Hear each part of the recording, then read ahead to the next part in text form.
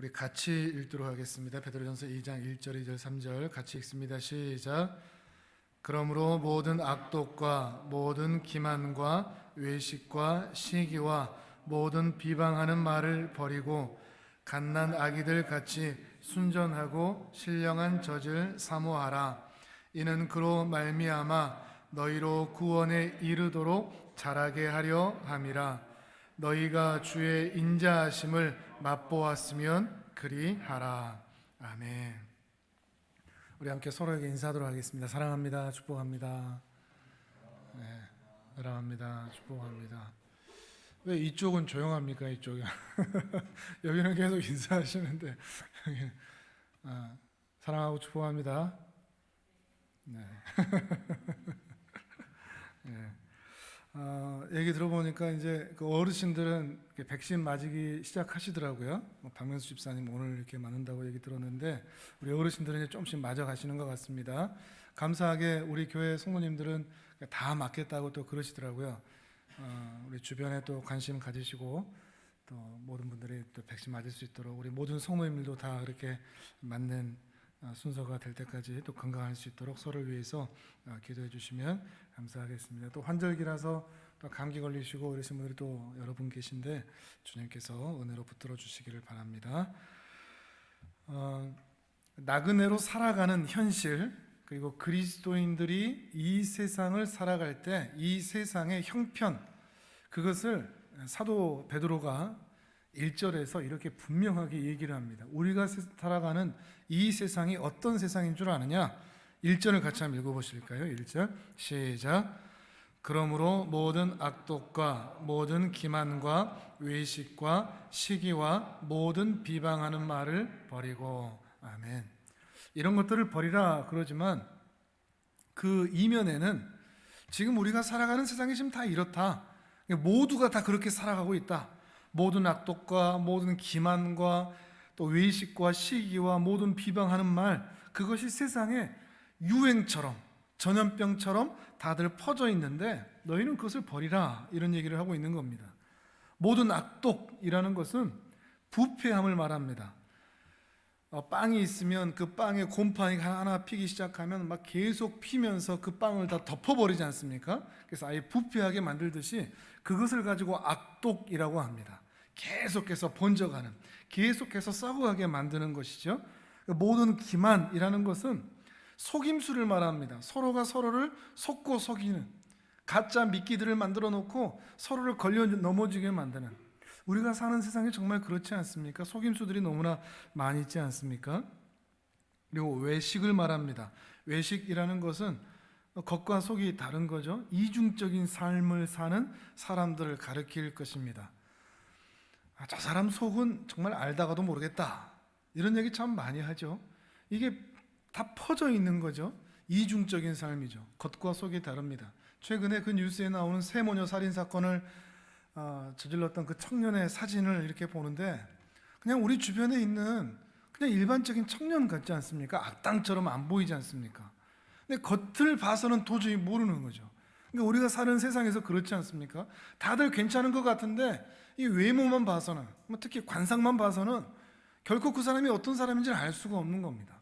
그 사람 안에 어떤 그 살인과 충동이 있을지 알 수 없기 때문에 우리는 참 두려울 수밖에 없는 것이죠. 외식입니다.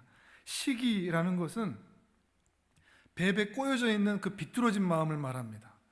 그 안에 비뚤어져 있어서 누가 잘 되는 거 못 보고 누가 칭찬받는 거 못 보고 그냥 나만 칭찬받아야 되고 위로받아야 되고, 하여튼 배에 꼬여져 있는, 시기하고 질투하고 있는 그런 마음들을 가리키는 겁니다.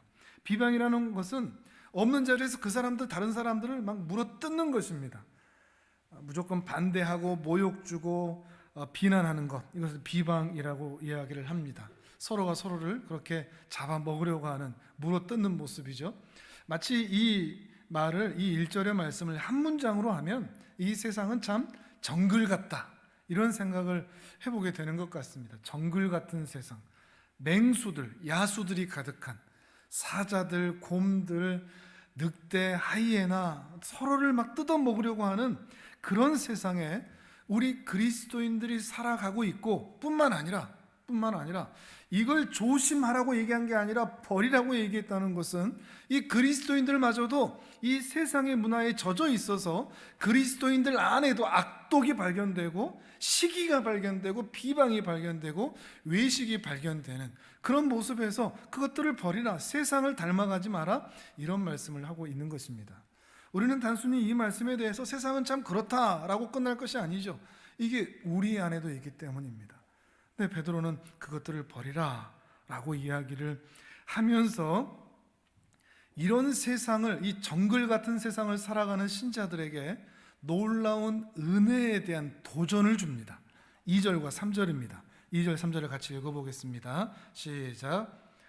갓난 아기들 같이 순전하고 신령한 젖을 사모하라. 이는 그로 말미암아 너희로 구원에 이르도록 자라게 하려 함이라. 너희가 주의 인자하심을 맛보았으면 그리하라. 아멘. 갓난 아기들에서 신령한 젖을 먹고 자라나라. 그리고 너희가 주의 인자하심을 맛보라. 주의 인자하심을 맛보아 구원에 더욱 이르라. 이런 말씀을 하고 있는 것입니다.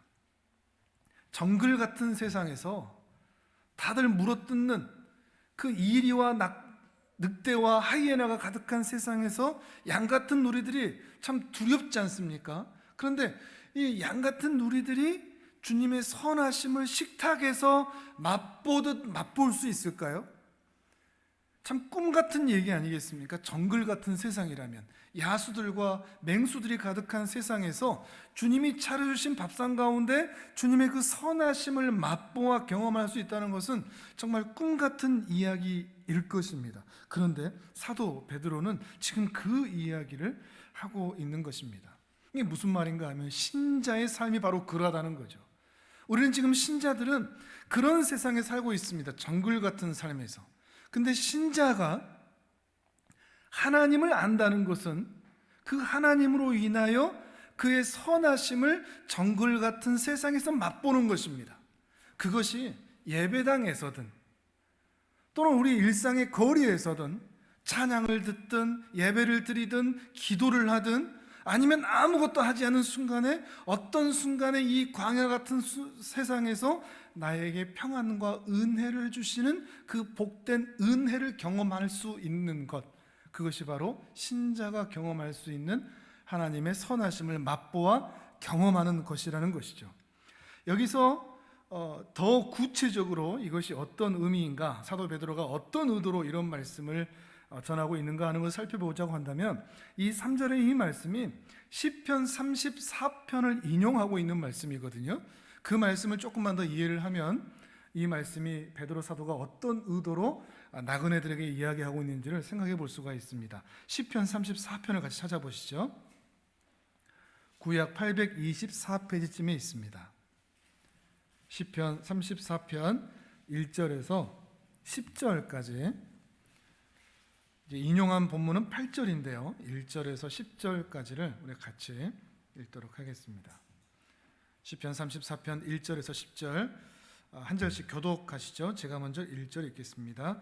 내가 여호와를 항상 송축하며 내 입술로 항상 주를 찬양하리이다. 내 영혼이 여호와를 자랑하리니 권고한 자들이 이를 듣고 기뻐하리로다. 나와 함께 여호와를 광대하시다 하며 함께 그 이름을 높이세. 내가 여호와께 간구하매 내게 응답하시고 내 모든 두려움에서 나를 건지셨도다. 그들이 주를 앙망하고 광채를 내었으니 그들의 얼굴은 부끄럽지 아니하리로다. 공고한 자가 부르짖음에 여호와께서 들으시고 그의 모든 환난에서 구원하셨도다. 여호와의 천사가 그를 경외하는 자를 둘러 진치고 그들을 건지시는도다. 너희는 여호와의 선하심을 맛보아 알지어다. 그에게 피하는 자는 복이 있도다. 너희 성도들아 여호와를 경외하라. 그를 경외하는 자에게는 부족함이 없도다. 젊은 사자는 궁핍하여 줄일지라도 여호와를 찾는 자는 모든 좋은 것에 부족함이 없으리로다. 아멘. 아멘. 정말 좋은 상황에서 우리 하나님 찬양하자 이런 것 같지 않습니까? 근데 시편 34편의 제목을 봐보십시오. 뭐라고 되어 있죠? 다윗이 아비멜렉 앞에서 미친 채 하다가 쫓겨나서 지은 시. 자, 이 제목하고 이 시편의 내용하고 연결이 되십니까? 안 되십니까? 내가 하나님을 자랑한다 이렇게 할 수 있겠습니까? 이게 사무엘상 21장에 보면 이 이야기가 나오는데 그것까지 찾아보지는 않겠지만, 사울이 죽이려고 달려드니까 이 다윗이 가드 왕 아기스에게로 피신을 합니다. 그 지역으로 피신을 하는데, 그에게 피신을 하니까 주변의 신하들과 사람들이 이 노래를 부르는 겁니다. 사울은 천천히요, 다윗은 만만이다. 다윗이 그 노래를 듣고 깜짝 놀랍니다. 아니, 이 사람들이 나를 안다.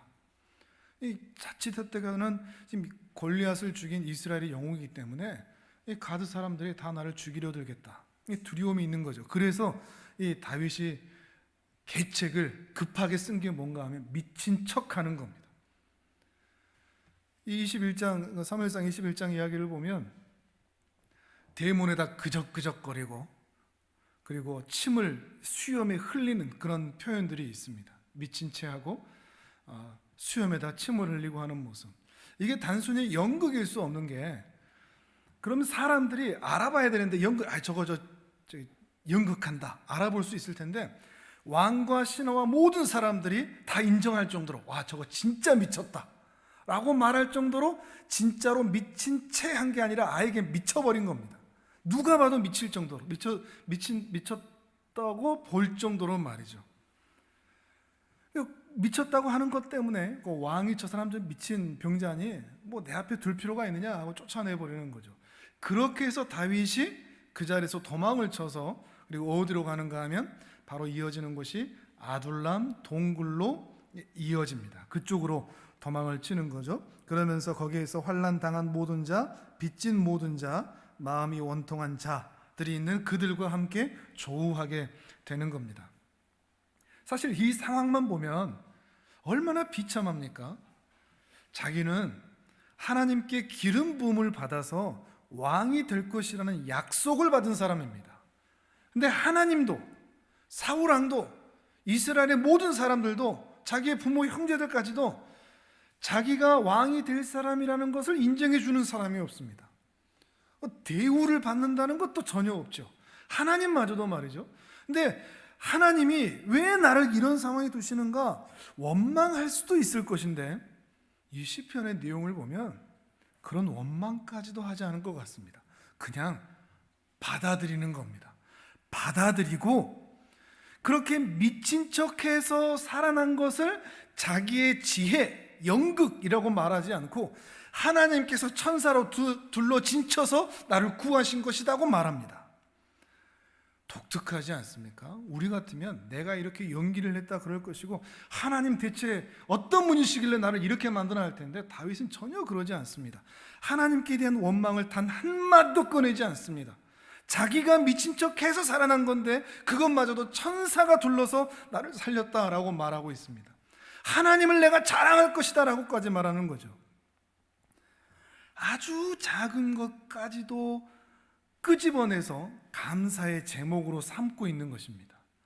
그런 모습이 보이십니까? 불평의 거리를 찾아내지 않습니다. 짜증낼 거리를 찾아내지 않습니다. 저주할 거리도 찾아내지 않습니다. 자신이 지금 왜 이런가 그 비참한 거리도 끄집어내지 않습니다.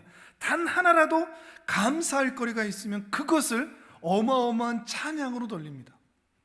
어차피 살아났지 않느냐, 거기서 도망 나왔는데 그것이 전적인 하나님의 은혜라고 말하고 노래하고 송축하고 감사하고 있는 것입니다.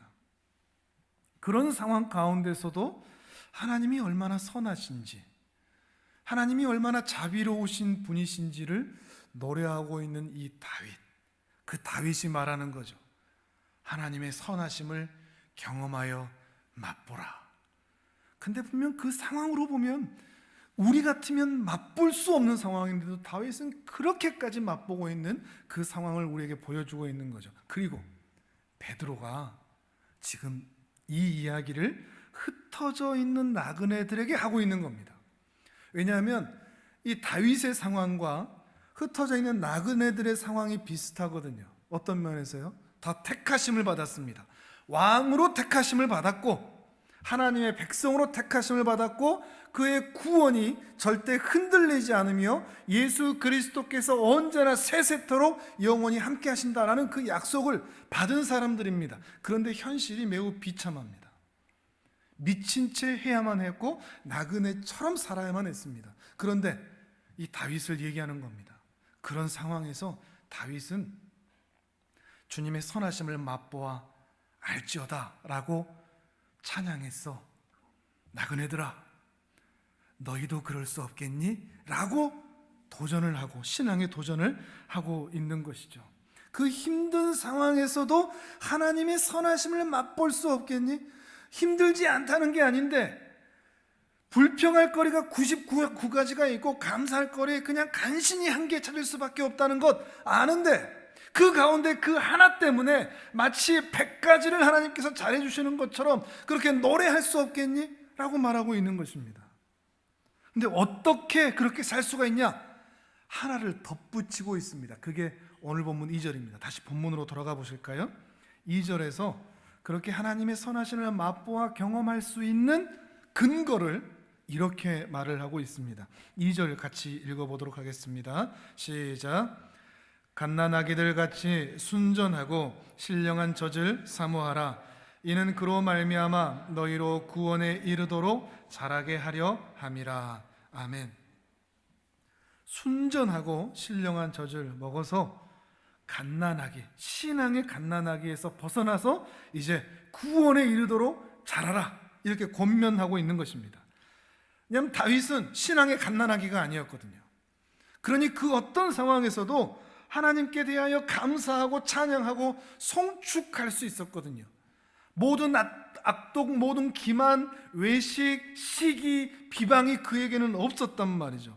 그러니 이제 신자들에게도 너희가 갓난아기에서 벗어나서 신앙의 어른이 되라. 어떻게? 순전하고 신령한 젖을 사모하고 먹어서 말이죠. 여기서 순전하고 신령한 젖은 앞에 우리가 지난 시간에 살펴보았던 것처럼 하나님의 말씀을 가리킵니다.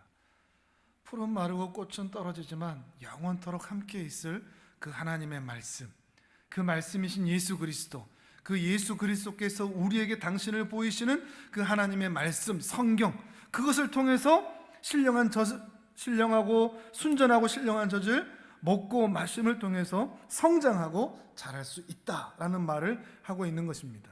베드로는 지금 신자의 성장에 대해서 얘기하고 있습니다. 그 신자의 성장은 나란히 교회의 성장과 연결될 수밖에 없습니다. 왜냐하면 교회는 신자들의 모임이기 때문이죠. 여기에 그 어디에도 베드로는 교회의 성장을 신자의 성장이라고 이야기를 하지, 숫자가 많아지거나 작은 예배당에서 큰 예배당으로 신자들의 가난을 찢어서 늘어가는 것이라고 말하지를 않습니다.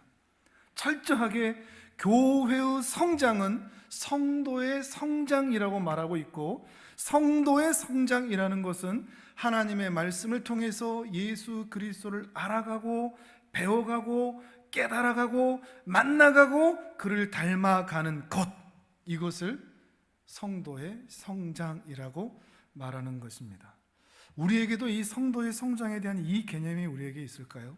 교회가 성장한다, 성도가 성장한다라는 개념을 우리는 자꾸 계속해서 아무리 이야기를 해도 우리 자신이 이미 그 답을 알고 있어도 우리는 계속해서 물리적인 성장, 숫자가 늘어나고 예배당 규모, 교회 규모가 커지는 것, 이것을 성장이라고 하고 그래야 부흥하는 것이고 그래야 은혜를 받는 것이라고 생각을 합니다. 그러나 우리는 그걸 분명히 더욱 내려놓을 필요가 있습니다. 우리는 사람에게 관심을 갖습니다. 저 사람이 하나님을 정말 만났나? 경험하고 있나? 그 사랑을 알아가고 있나? 깨달아가고 있나? 그래서 변화되고 있나? 이것이 성장입니다. 주님께서 우리에게 단 한 사람, 두 사람을 맡기신다고 하더라도 그들이 변화되고 성장하고 있다면 하나님의 은혜가 있는 것입니다. 우리는 그것을 쫓아갈 뿐입니다. 그리고 너무나 감사하게도 최근에 우리에게 주시는 그 은혜들이 바로 이것들이 아닌가 싶습니다. 한 사람 한 사람들이 정말 변화되어 가는 것입니다. 정체되어 있지 않고 하나님께서 우리에게 계속해서 나 개인에게, 또 우리 교회 안에, 또 각 가정 안에 주님께서 더욱 성장을 허락해 주시기를 주님의 이름으로 축복합니다. 여기에서 먹고 성장해야, 이 말씀을 먹고 성장해야 1절에서 말하는 모든 악독, 모든 기만, 외식, 시기, 비방하는 이 세상에 전염되지 않을 수 있다. 그것들을 이겨낼 수 있다. 모두가 다 악독하고 기만하고 속이고 비방하는 그런 자리에 살아가는데 신자들은 거기에 거리를 두는 겁니다. 여러분은 그 자리에 같이 섞입니까? 아니면 거리를 두십니까? 전 누가 다른 사람께 비방하는 말을 들으면 저는 안 들어버립니다. 저를 지키려고 하는 겁니다. 그리고 말합니다. 없는 자리에서 그런 말 하지 마세요. 우리는 달라야 됩니다. 똑같이 그렇게 말하는 게 아닙니다. 시기하는 마음 가질 필요 없습니다. 다른 사람도 잘 되더라, 다른 자식도 잘 되더라, 다른 교회는 더 커가더라, 그런 것들에 우리의 마음이 시기할 필요가 없습니다. 우리에겐 더욱 귀한 것이 이미 우리에게 주신 은혜들이 있기 때문입니다. 말씀을 먹고 성장하는 자에게 이런 은혜가 있다는 것입니다. 그리고 더욱 거룩하고 정결한 자리로 데려가실 뿐만 아니라 이 말씀을 먹고 마심을 통해서 이 광야 같은 세상, 정글 같은 세상에서 하나님의 선하심을 맛보아 경험하는 그 복된 은혜를 누릴 수가 있습니다. 여러분 어떻습니까? 이 세상에서 하나님의 선하심을 오늘 느껴보신 적이 있습니까? 하나님이 계셔서 너무 좋다. 교회가 있어서 너무 좋다. 내게 신앙이 있어서 난 너무 행복하다. 환경을 뛰어넘어서 다윗처럼 그런 비참한 상황에서도 그렇게 하나님의 선하심을 경험한 사람이 있는데, 우리는 너무나 많은 은혜들이 있는데 여전히 부족하고 탐욕과 욕심에 가로차서 여전히 감사하지 못하고 선하심을 맛보지 못하지는 않은지 말이죠. 우리에게도 이 은혜가 있으면 좋겠습니다. 그러기 위해서는 정말 말씀을 많이 알고 공부하고 묵상해야 합니다. 말씀의 전문가가 되어야 합니다. 그래서 모든 신자들이 먼저 말씀의 달콤함을 먼저 경험할 수 있어야 됩니다. 하나님의 말씀이 참으로 좋다. 물론 한 번 듣고 바로 깨달는 것도 아니고, 또 어르신들은 그 자리에서 뭐 들었는데 바로 잊어버린다 이렇게 말씀하시지만, 계속해서 그런 자리로 들어가는 것이 이미 하나님의 말씀을 경험하고 있는 것입니다.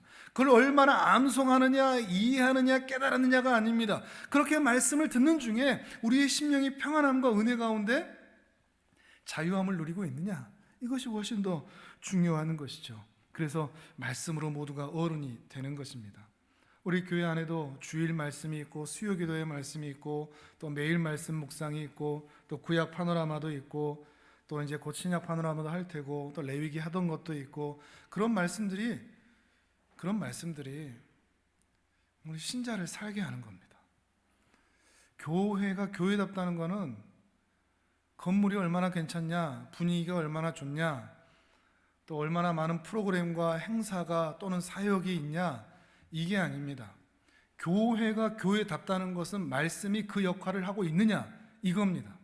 우리 하늘품흥교회가 지금 제대로 가고 있느냐 하는 것은 하나님의 말씀이 순수하게 전해지고 있느냐, 말씀 그대로가 나타나고 있느냐, 이것이 핵심입니다. 그리고 성도들은 함께 그 말씀 안에서 달콤함을 누리며 그것을 찾아가 배워가며 그 말씀 안에서 신령한 젖을 먹고 살아가는 겁니다. 그것이 우리의 양식이 되어야 하는 것이죠. 교회 안에 다른 프로그램이 없어도, 상담이 없어도, 과업이 없어도, 조직을 동원하는 뭐 이런 일들이 없어도 교회가 활력이 있을 수 있는 것은 말씀의 역사들입니다. 그리고 그 말씀으로 인하여 성도가 변화되어 갈 때 교회가 참으로 교회다워진다는 것입니다. 그러니 우리는 최선을 다해서 말씀을 공부하고 그 일들을 사모하는 마음으로 계속해서 나를 그 말씀을 배우는 자리에 두어야 한다는 것이죠. 그런데 말씀이 들리지 않는다, 별로 듣고 싶지 않다, 이런 마음이 든다면 자기 자신을 깊이 살피셔야 한다는 것입니다. 그러나 그렇다고 할지라도 말씀을 듣는 것, 그 신앙으로 성장하는 것, 이런 것들을 때로는 오해하시는 분들이 계셔서 무조건 예배드려야 되고 무조건 말씀 공부해야 되고 무조건 기도해야 되고 성경 공부해야 되고 하루 온종일을 그렇게 보내야 내가 경건하고 거룩하게 보낸 것이다 라고 생각하신다면 조금 오해의 소지가 있습니다. 그러니까 어떤 분들은 이렇게 하면서 우리 예전 신앙의 어른들은 또 그렇게 말씀하시지 않았습니까? 뭐 놀러도 가면 안 되고 그럴 필요도 없고 뭐 대중가요도 들으면 안 되고 뭐 인터넷도 그렇고 뭐 스포츠도 그렇고 취미도 그렇고 난 그런 거 다 필요 없고 나는 성경만 배우면 된다. 난 세상을 멀리한다. 근데 세상을 멀리한다는 말을 오해하시는 분들이 좀 많습니다. 세상을 멀리한다는 것은 죄를 멀리한다는 것이지 세상에 사는 일상을 가볍게 여긴다는 것은 아닙니다. 그런 것들은 가볍게 하고 성경 공부, 기도 이것만 잘하는 것을 거룩하다고 말하지는 않는다는 말입니다. 이 세상도 모두가 다 하나님의 통치하심에 있고 통치하심 아래 있고 하나님의 다스림 가운데 있다는 것이죠. 이것을 아는 자, 그 세상 가운데 하나님의 말씀의 달콤함을 아는 자들은 그저 말씀만이 하나님의 우리에게 주시는 은혜의 전달이다라고 말하지도 않습니다. 더 크게 볼 수가 있습니다. 예를 들면 우리 어르신들 트로트 이런 거 굉장히 좋아하지 않습니까? 트로트를 들으면 그게 죄인가요? 아닌가요? 많은 분들이, 그리고 우리 어르신들 뭐 남진, 나훈아, 조용필부터 해서 저 같은 경우는 이제 이문세 뭐 이런 세대고 뭐 우리 젊은이들은 뭐 BTS 막 이럴 텐데 많은 사람들이 교회에서 은혜를 못 받다가 때로는 세상 가요에서 은혜를 받는 경우가 굉장히 많습니다. 죽으려고 그랬는데 어떤 노래를 들었다가 죽기를 포기했다 뭐 라든지 뭐 드라마를 봤다든지 뭐 영화를 봤다든지 그런 거에서 유익을 얻고 그 일 통해서 사랑하는 법을 배운다든지 또 살아가는 법을 배운다든지 이런 것들이 얼마든지 있을 수 있다는 것입니다. 그런 것들을 무시하지는 말자는 것이죠. 말씀과 기도와 공부만 중요하고 세상 것은 다 속된 것이다 이렇게 표현하지는 말자는 것입니다. 물론 세상의 것들은 유익이 있습니다. 우리를 힘나게 하고 또 우리의 지성과 이성과 감성에 도움을 주는 일들이 분명히 있습니다. 노래든 여행이든 취미생활이든 말이죠. 그러나 그것들에는 거룩함이 없습니다. 우리를 정결하게 만들어주진 못합니다. 우리를 구원의 자리로 데려가 주지는 못합니다. 그러니 교회 밖에 있는 것들을 좋아는 하되 그것이 우선이 되면은 안 됩니다. 그러나 그것을 또한 무시해서도 안 됩니다. 우리를 거룩의 자리로 데리고 가는 것은 오직 하나님의 말씀뿐이다 라는 것은 분명히 있어야 됩니다. 하나님의 말씀, 그 순전하고 신령한 젖이 우리로 하여금 하나님의 은혜 안으로 들어가게 하는 것입니다. 그러나 그러함에도 불구하고 하나님께 주신 이 일반적인 세상의 은총들, 은혜들을 다 속되다고 무시할 필요는 없다는 것이죠. 왜냐하면 하나님께서는 의로운 자와 불의한 자, 악인과 선인, 그들에게 비와 해를 가리지 않으셨거든요. 모두에게도 사랑을 베푸셨기 때문입니다. 우리는 하나님의 말씀을 사모합니다. 그러나 말씀만이 전부다라고 말하지 않습니다. 우리는 세상 전부를 품을 수 있는 더 넓은 마음, 나는 기도해, 나는 말씀 공부해 이런 것 때문에 그렇게 하지 않은 사람들을 비방하거나 손가락질하는, 또는 현재 세상에 더 마음이 빼앗겨 있는 사람들을 향해서 정죄하지도 않는, 왜 이게 중요한가 하면 이 마음이 있어야, 더 넓은 마음이 있어야 아둘람 동굴에서 만났던 그들, 환난당한 모든 자들, 빚진 자들, 마음이 원통한 자들, 그들을 헤아릴 수 있기 때문입니다. 다윗이 그렇게 비참한 자리에 있다가 주의 선하심을 맛본 이후에 하나님께서 곧장 아둘람 동굴로 데려가신 이유가 있는 것 같습니다. 그리고 이 본문에서도 마찬가지인 것이죠. 나그네 생활을 해본 자, 그 가운데 하나님의 말씀과 신령한 은혜를 경험한 자, 그래서 그 광야 같은 정글 같은 세상에서 하나님의 선하심을 맛보아 안 자는 그저 말씀만 붙잡고 나만 이제 행복하면 돼 라고 말하지 않고, 그렇게 광야 같은 세상에서, 정글 같은 세상에서 뜯기고 헐뜯고 괴로움을 당하는 그런 환난 당한 자들을 무시하지 않는다는 것입니다. 비난하고 정죄하지 않는다는 것입니다. 오히려 그들마저도 품어줄 수 있는 더 넓은 마음, 내가 이제 이 정글 같은 세상에서 꿀맛 같은 하나님의 은혜를 경험했으니 저들도 이 은혜를 경험하였으면 좋겠다라고 하면서 그들에게 이 은혜를 전해줄 수 있는, 이 마음이 없으면 그렇게 연약한 자들에 대해서 우리는 비방할 수밖에 없거든요. 손가락질할 수밖에, 어떻게 기도를 안 해, 어떻게 예배를 안 드려, 이런 말들만 할 수밖에 없다는 말이죠. 그러나 우리가 진정으로 하나님의 은혜를 경험했다면 우리는 아직 연약한 중에 있는 자들을 향해서도 마음껏 웃어줄 수 있고 기다려줄 수 있고 그들을 위해 기도해 줄 수 있고 용납할 수 있고 배려해 줄 수 있다는 것입니다. 그러기 위해서 먼저 말씀의 전문가가 되어주시길 바랍니다. 더 말씀을 배우시고 그 말씀의 달콤함을 경험하는 은혜가 있기를 바랍니다.